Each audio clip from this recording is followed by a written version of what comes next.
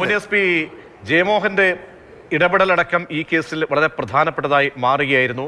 അങ്ങനെയാണ് ഈ കേസിന്മേലൊക്കെ തന്നെ ഒരുപാട് സംഭവവികാസങ്ങൾ, വഴിത്തിരിവുകൾ ഒരുപാട് ഈ കേസിൽ സംഭവിക്കുന്നത്. മുൻ SP യുടെ പ്രതികരണം ഇപ്പോൾ ലഭ്യമായിട്ടുണ്ട്. അതിലേക്ക് പ്രതിക്ക് അടിവസ്ത്രം ചേരുന്നില്ല എന്ന് പറയുകയുണ്ടായി. അതിനെ തുടർന്ന് ഞാൻ ഹൈക്കോടതി വിജിലൻസിൽ പരാതി നൽകി. ആ ഹൈക്കോടതി വിജിലൻസിൻ്റെ പരാതിയിന്മേൽ പിന്നെ തുടർന്ന് നടത്തിയ അന്വേഷണമാണ് ഇങ്ങനെ ഒരു കേസ് രജിസ്ട്രേഷനിൽ കലാശിച്ചതും. തുടർന്ന് അതിനിടയിൽ തന്നെ പിന്നെ പല തടസ്സഹൃതികളും ഈ കേസ് പലതരത്തിൽ നീട്ടിക്കൊണ്ടുപോകലും കേസ് എഴുതി തള്ളുക വരെ ചെയ്തു ഇടയ്ക്ക് വെച്ച് പോലീസ്.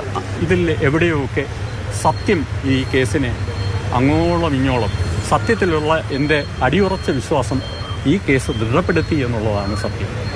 അത് എല്ലാ തരത്തിലും പലതവണ ഈ കേസ് ഇത് അവസാനിച്ചു എന്ന് കരുതിയപ്പോഴൊക്കെ ഇത് ഏതെങ്കിലും തരത്തിൽ ഉയർത്തെഴുന്നേൽക്കും.